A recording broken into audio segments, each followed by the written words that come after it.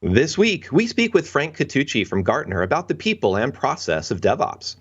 In the news segment, it's bugs, so many bugs, but there's better bounties for product abuse. A researcher puts XSS on the map, other researchers put crypto misuse on dynamic detection, yet other researchers put smartwatches on notice for data collection and more, just tons more bugs. But stay tuned for Application Security Weekly.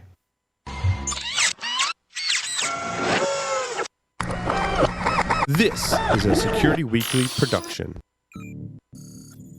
It's the show to learn the latest tools, techniques, and processes necessary to understand DevOps, application security, and cloud security. Your trusted source for the latest application security news. It's time for Application Security Weekly.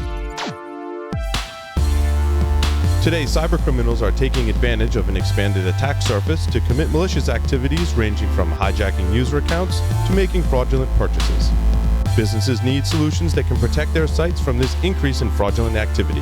reCAPTCHA Enterprise is a frictionless fraud detection service that leverages our experience from more than a decade of defending the internet with reCAPTCHA and data for our network of 4 million sites.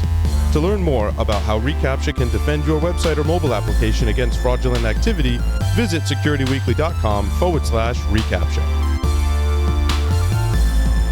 With 84% of cyber attacks targeting the application layer, securing your software is more challenging than ever. Synopsys enables DevSecOps with a portfolio of industry-leading tools including Coverity, Black Duck, and Seeker to help you build secure, high-quality software faster. Synopsys is the leader in application security testing. Visit securityweekly.com/synopsys to learn more. The question is simple. Have any of the systems on my network been compromised? The answer is harder than it should be. Enter AI Hunter. Active Countermeasures has automated and streamlined techniques used by the best pen testers and threat hunters in the industry to create AI Hunter, a network threat hunting solution that does the first pass of a hunt for you to identify systems that are most likely to be compromised and scores the results on a scale from 0 to 100. You can then research those systems in depth with AI Hunter. Focus your valuable time on the systems that need your expertise with AI Hunter. Sign up for a personal demo today at securityweekly.com/ACM. Welcome to Application Security Weekly. This is episode 121, recorded September 14th, 2020. I'm your host, Mike Shima, and I'm here with Matt Alderman. Hello, Matt. Good morning. Happy Monday. Yes, it's Monday Night Football tonight. We'll see how the Broncos actually do this season. We'll see. I'm used to seeing orange skies, and you've got an orange top on. So that's a little bit better orange, I think, for all things considered. We also have John Kinsella here with us. Hello, John.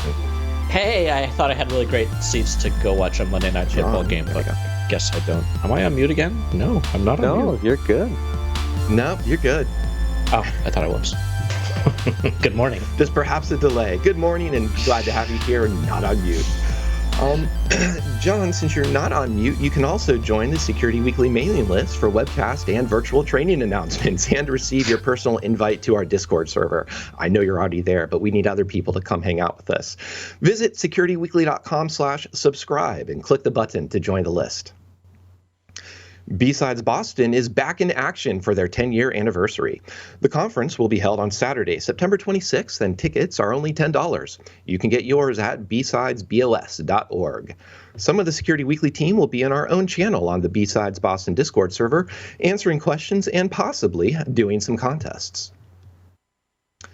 Frank Catucci is a global application security leader with over 15 years of diverse experience. This grants him the unique ability to see and lead information in application security with a unique, complete, and holistic approach. Frank is currently leading efforts within application security and DevSecOps with groundbreaking security research, techniques, and completeness of vision. Hello, Frank, and thank you for joining us. Thanks, Michael. How are you doing? Doing well. Glad to have you here. And especially to talk about the people and processes or the people and process, maybe singular, plural, let's find out, of DevSecOps. Because to start us off here, I think there's a common, or maybe not too common, but at least a start that people say, what tools should I use to get started with DevSecOps. And that's possibly of the wrong questions that people could perhaps ask. That's one of the wrong questions, just to say tools can get us started. So let me throw it over to you and sense, why would that be the wrong question? Or better maybe put, why are people and process a good way to start with DevSecOps?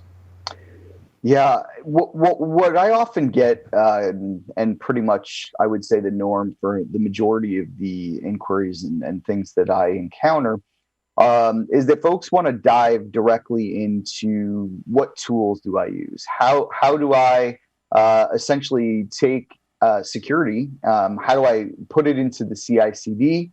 And how do I make that DevSecOps? And really what happens is that there's a lot of fundamentals. Now, things that you and I and maybe some other practitioners take for granted, but it's often overlooked. And people and culture are a large part of that.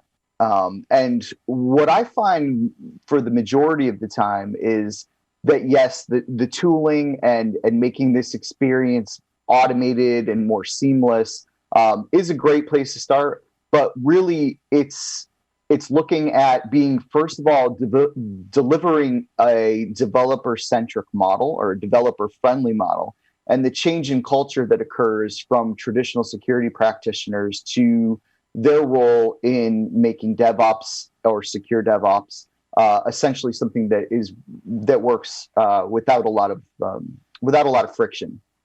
So with that, I tend to focus more on the foundational pieces of what folks should look at. So again, the people and culture is the largest change. And before we get to something like security testing and validation, we've developed these pillars of achievements that needs to occur to accept security and DevOps.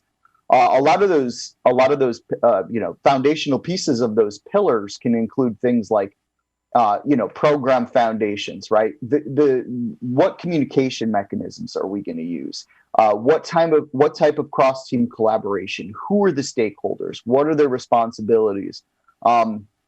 What SLAs are in place for each one of these folks, right? And this is all happening before we even use any tooling. Now, we still need to have a more holistic approach again, and knowing what our final efforts should look like, or knowing what the final program should look like. But what I find is that there's oftentimes a very large gap between the execution of that tooling and the testing and validation phases, and the beginning of establishing those program foundations, right? Mike, I know you and I had chatted before about things, like even the more basic forms of requirements management, and how maybe product requirements flow from product management to dev teams, and then implementing things like making security requirements part of that workflow. There are a lot of pieces there that really build upon the overall transformation to DevOps before we get to things like the testing and validation or specific secure coding training and practices and those things. So it's really a big shift. And I feel like the culture needs to be open to the shift or the change. And really these foundations are where most people struggle with. We can talk verticals if you'd like, but I think it's safe to say that, in the tech and finance verticals, some folks are more advanced than others. But the truth is the majority of the clients still, even if they're established with some DevOps processes, need some refocus, especially when they start to integrate some of their security folks in really getting some of these foundations hashed out. So there's a lot there. Yeah, go ahead, Tom. Yeah, I was going to ask an interesting question, right? I mean, who's driving these conversations? Is it the development and DevOps teams? Is it security? Who's the driver? I mean, obviously security needs to figure out how to integrate itself into DevOps. But is security initiating the conversation, or is DevOps really trying to reach out across the aisle? I'm curious how this is happening. No, that's a great question. This has changed significantly in the last few years. I think traditionally what we saw was security saying, hey, we need to implement ourselves into your dev processes or your DevOps processes. And I think that was a very rough transition. The overall personas have changed. Overall actions and responsibilities have changed. In order for this to be successful in modern day pipelines, it really needs to be a developer-centric approach. Now, who initiates these conversations? More and more, we're seeing these conversations essentially start from architects. Now, it might be an architect or a manager or an engineering manager that is primarily responsible for development teams, working with a security architect who might be primarily looking at cloud-based security, infrastructure security, securing pipelines, those type of things.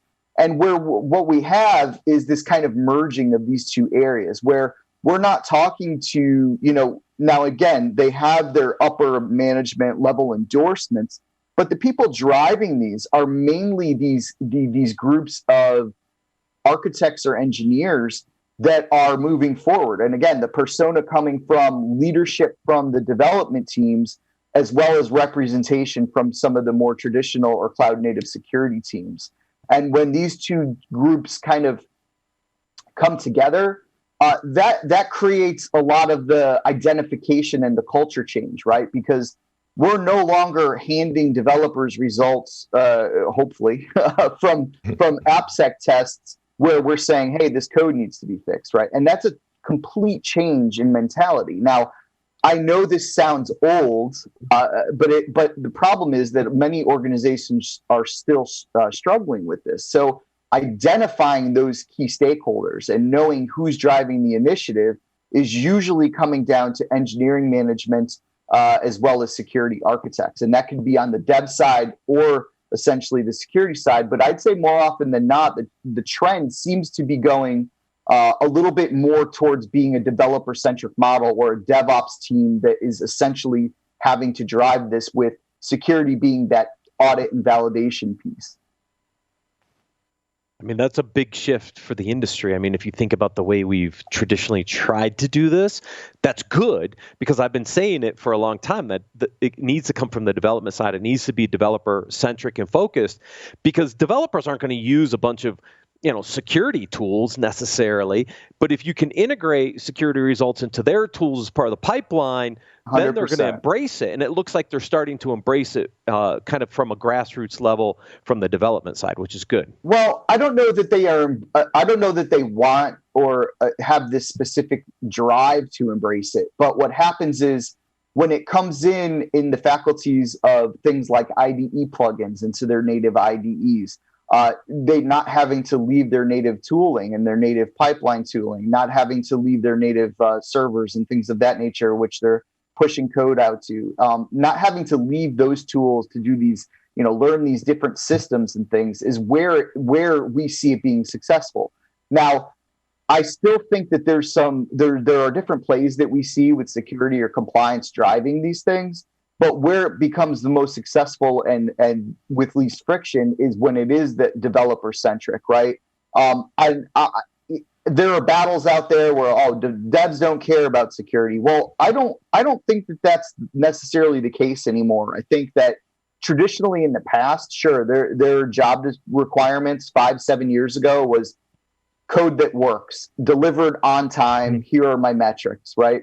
Whereas now, I think those metrics are really combining, where we're combining product security teams, product owners, we're combining developers, and we're combining security, where this is more of a flow from start to finish, where the metrics are not only the code that functions, but code without vulnerabilities that function and that's delivered at time. And so as those metrics shift, we see the natural shift over to the developers being much more open and congruent to these type of changes. Hey, Frank. Question sort of, I want to go down that path, but also sort of take a look backwards. Over the weekend, I was catching up on one of your coworkers, Anton Javalkin's, some of his older posts talking about SIM, and we're sort of seeing a circle of the technologies being used there, and not so much that DevSecOps is circular.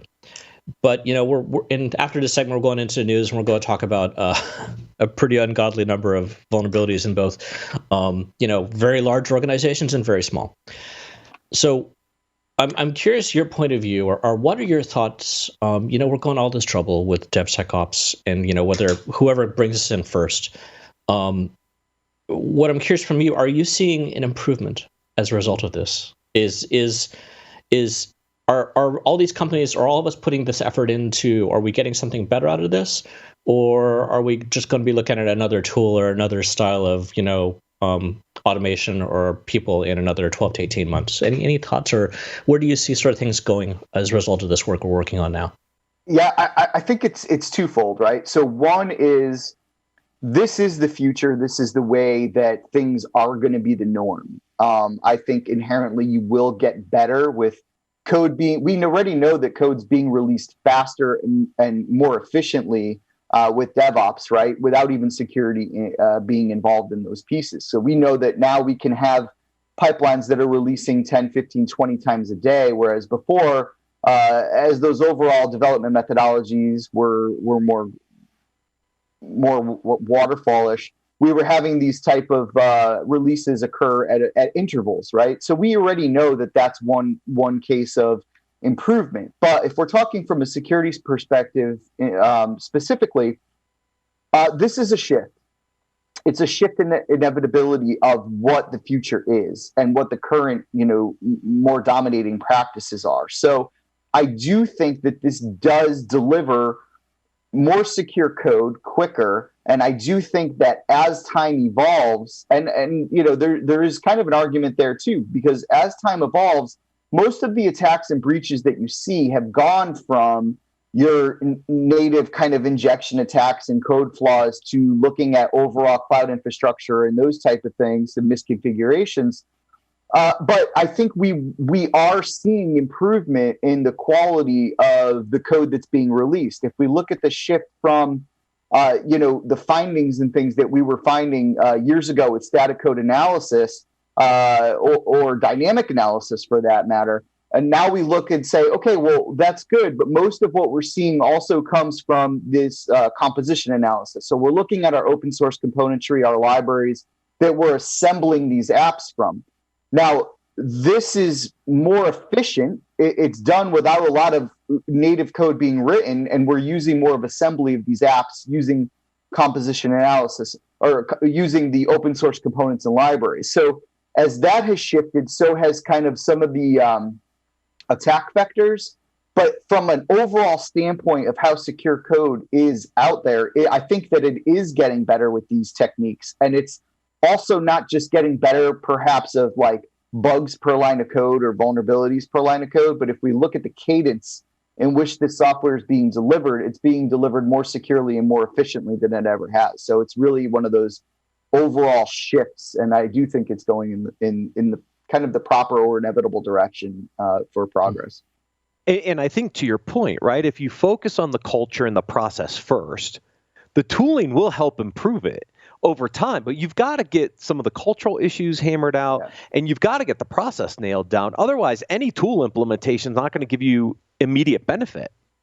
Sure. Yeah, and part of the problem is when these companies want to dive in, and they have I've given this mandate of DevSecOps by the end of the quarter.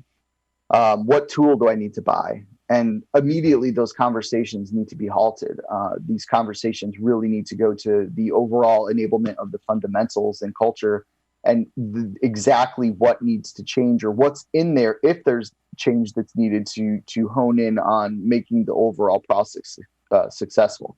But yeah, exactly what you said. I mean, the tools will help 100%, but there's so many things that we need to involve, right? So product security has evolved. Product management has evolved. Developer pipelines have evolved. Security folks obviously have to be evolved in these various areas. But what I think we're looking at is that overall change and trying to understand exactly how these pieces fit together to really move from people and process to tools without having to jump right in. Yeah, I think And what you've been describing too sounds quite a bit like this is just a natural evolution of really good engineering functions, engineering capabilities that just so happen to then either security emerges from this just as a positive benefit from doing better, having these better processes, but it's also, as you were saying from the beginning, it's more driven by that engineering management, architect, even perhaps the CTO as opposed to the CSO. Within an org. So what then, as an organization does move towards just maturing their engineering practices, and we can say that is that path to DevOps, what are the smart ways then for the security team to come in and either insert themselves, adopt? What's the step or two where they can help best to enable this type of culture change? Yeah, so from a security perspective, it's really interesting. One thing that I did mention also is anytime that developers can do anything security related in their native tooling, anything that a security person could make easier for a developer where they're not having to learn new tools and processes, understanding whose responsibilities are where.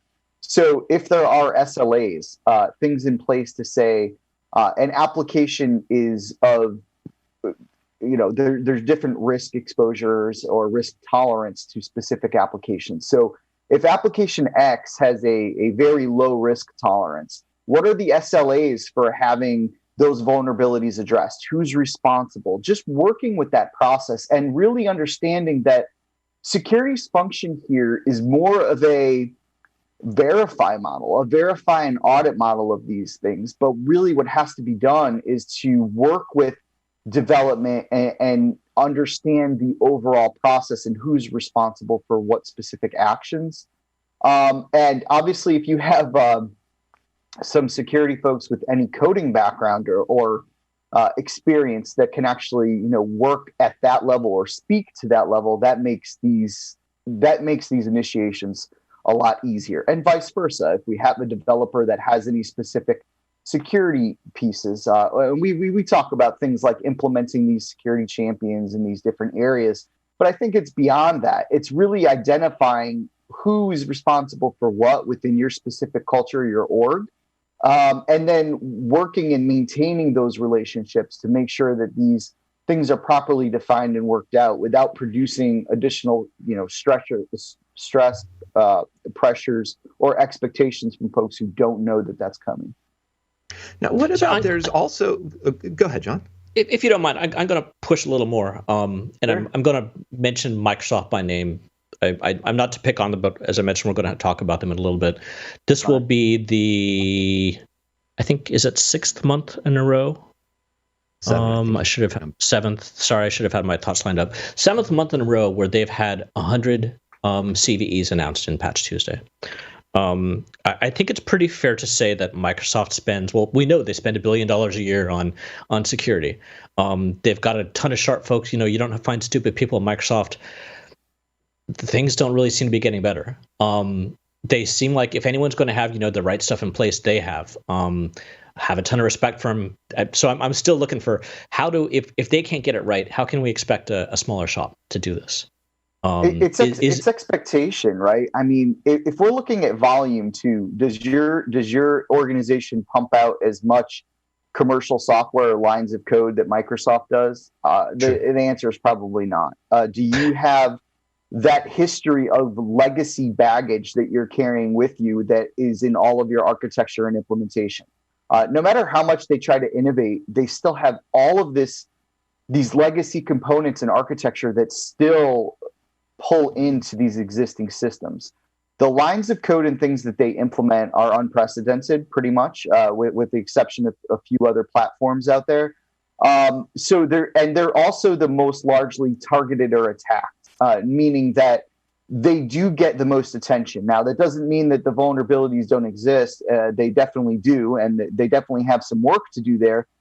But on the positive side of things, they also have Azure DevOps Server. So with new Azure DevOps Server, they've done a lot of this integration that we're talking about, right? So you can build in this testing and security requirements into your lifecycle management. You can build a lot of these pieces in using Azure DevOps. They also recognized that they had a shortcoming, and I believe with their purchase of GitHub, I think we're starting to see some of that security come in slowly. Now, will that be the fix-all? No, absolutely not. But what I think is you'll see a lot of the essentially security for Azure or Azure DevOps and be more focused on using a lot of that kind of driving force from GitHub being kind of an included nature of that. And you'll see them start to implement that more internally. Now, again, why they're releasing these patches, I think we know that historically Microsoft has always struggled with this. They have inherent vulnerabilities out there, and there could be multiple factors for that. But I cannot stop looking at the volume of code in which they're responsible for, and also the amount of eyes that are on that code. I mean, we know that we're finding these components vulnerable, and these Linux and open source components that are 20 years old that have vulnerabilities. And that's not something new either, but I think Microsoft definitely has the largest challenge for them, especially with some of the components that they're carrying over from a decade ago that are still, even though they're improved upon, there's still some basic forms there that really have inherent type of risk. In my opinion. Yeah. No, that's what you're here. Yeah. A lot of tech. Yeah. And I think, and absolutely, John, I think there's some really interesting things to get in there. For the moment, while we've got Frank here, I'm kind of curious to take that angle of, speaking of Microsoft, about organizations. So Microsoft, obviously, huge organization, very large security team as well. You have then other companies that are small that you have typically your engineers first before you even make that first security hire.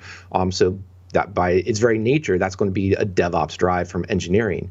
But also, too, what about if we start to poke at some edges? There are other ways, for example, to build software. One is from contractors or even, external contractors building this. So we still have DevOps or let's call them the benefits of maturity of engineering processes when we have small, large, and even contracted out types of software development practices? Yeah, that's the billion-dollar question, right? So we do see these organizations that say, "Hey, we offshore, 100% of our dev to contractors, but we still need to be modern release cycles and implement DevOps in those type of things, especially the security." But really, when it comes down to it, is a lot of this needs to be worked out pre-contract, and what we're finding is that the folks that have these existing third-party development contracts or sourcers or suppliers are struggling a little bit more, and the reason being is because they're trying to retrofit what they have, and that's difficult when it's all third-party. Because I talked to a client a couple weeks ago that had mostly third-party development. And they were having real difficulty because there weren't any SLAs per se that were invoked in the contract. So when they were finding these vulnerabilities, they were having a very difficult time getting those vulnerabilities remediated, or failing builds, or anything that occurs that needs to be dictated to be implemented with their current cycles. So a lot of that can be addressed, but it needs to be addressed with either what modes and methods are used, what tooling is used in your pipelines, what kind of SLAs are we looking at. If you deliver a critical vulnerability to me and I flag it and resubmit it to you, what exactly is the turnaround time for that code to be fixed, right? So there's a lot of pieces here that get extremely more complex with offshore or third-party development. And those things can work, except it is definitely a little bit more groundwork and preparation that needs to take place when you're looking to develop and put these specific contracts in place that support this model. Yeah, I mean, third-party vendor management was tough before, but you just brought up a really good point. I mean, if you think about the complexities of the process and people when you're outsourcing, and the SLAs and the timelines, I mean, that's a level of complexity I don't know how many organizations actually look at us before they go out and sign these contracts.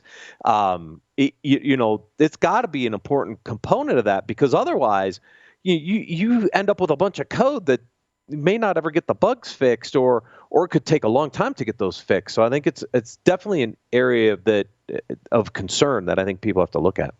Yeah, there's definitely some inherent risk there. And the third party just makes it completely different shift, right?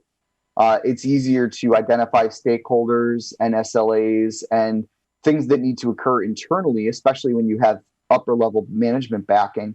But when you're dealing with complete contractors or contracts that exist already that might not renew for another 2 years, and getting those terms, asking more of the development teams that you're contracted to without paying them more, perhaps, for these additional responsibilities, it's definitely a large headache. And that is definitely a key area that I see folks struggling in when they have most, if not all, of their development outsourced with existing contracts. Yeah. Tough. Yeah, and Frank, you had mentioned, we've been talking, we start off people and process, but you did mention a few tools already. You mentioned, software composition analysis, and there's some open source out there. And even too, mentioning Microsoft has been pretty good steward of GitHub and the acquisition of SEML too. There's a lot of good free capabilities, free as in beer, let's say, coming into GitHub. But I'm kind of curious, with us looking perhaps a little bit more at the tools or maybe just the architecture itself, as we close out here, are there still some areas that you think there's more attention should be paid to for the DevOps processes or the deployment pipeline that everyone is building and looking to scrutinize from a security perspective? Yeah, 100%, Mike. So a lot of people want to dive right into saying, hey, I want my CI to invoke SAS testing. I want my CI to either invoke a software composition analysis piece, and I want that automatically to pass or fail a build depending on threshold and risk tolerance. But before we get there, the part that I find that gets ignored more often than not is looking at more of those basics, right? Some of those basic pieces from more of the traditional development environments, right? So implementing security requirements into our design, threat modeling. If you can't do threat modeling in an automated fashion, you're not alone, but knowing that perhaps we can do some incremental threat modeling. Looking at perhaps building in these processes within our development pipelines, right? It goes beyond just wanting to implement things like testing, right? What we also are looking at these days is fatigue. We don't want to have fatigue in tickets. If there's something we can do for correlation of these vulnerabilities, deduplication of tickets with integrations in Jira and that kind of thing, that's also going to make your staff and your developers' lives easier.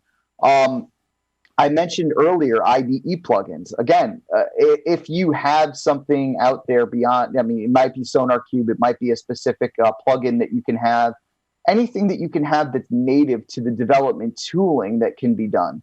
And that goes, before our CI/CD starts, right? And those are the pieces that I think often get neglected. It's really implementing those security requirements, like functional requirements, looking at secure coding practices, going through things like ASVS, going through these initial exercises, and making sure that you have this model that has proper participation that you might have taken for granted being a developer in the past, but now we're looking to actually put these security pieces in here.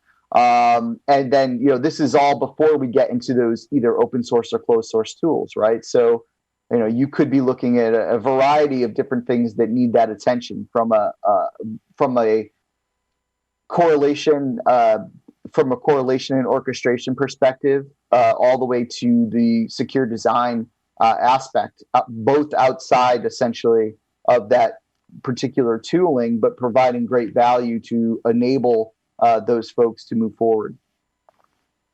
Cool. So as sort of some closing thoughts, I want to thank you for joining us to chat about this, Frank. For people who do want to start building up a program or kind of figure out how do I get on that path to DevOps, or perhaps am I there already, do you have a resource or two that you'd like suggest or maybe point them to, besides, of course, this particular episode? Yeah, I'm in a tough situation. My current employer, most of my research that I provide is paid, right? Myself and a couple of colleagues on the GTP side or the technical professional side of Gartner, working with primarily engineers and practitioners, as well as management, have a multitude of documents. We have these kind of guidelines and frameworks for forming these policies, these procedures, these cultures, right? Mostly forming these programs more to be people-centric. And we have that documentation that's out there. Now, aside from my paid documentation, there are a couple of other sources that I always tend to go to, Mike. And one of those obviously is OWASP and the things that OWASP can provide from an open source, completely kind of vendor-centric type of vendor agnostic, type of point of view, is having their multitude of resources out there from OWASP. There are a couple of other resources that I do enjoy besides this particular show, but Clint from Practical Security, his blogs and his newsletters and things of that nature to reach out to and look at. The folks at Cloudflare do a good job with some of their kind of blogging, and Evan over there with his blogging does a good job. So there are a multitude of resources, both paid and free, that can be utilized. But and I would always encourage anyone to see what works best for them and their org and their approach, and kind of feel free to drop me a line or ask me what my thoughts are, whether it could be paid or free or whatever it needs to be, and be more than willing to assist from there. Well, you've given us a great assist for this conversation. Thanks again, Frank. Absolutely, Mike. It's been a pleasure. Also want to thank Matt and John for co-hosting as always, and thank all of you for listening. We're going to take a quick break and return with news of the week.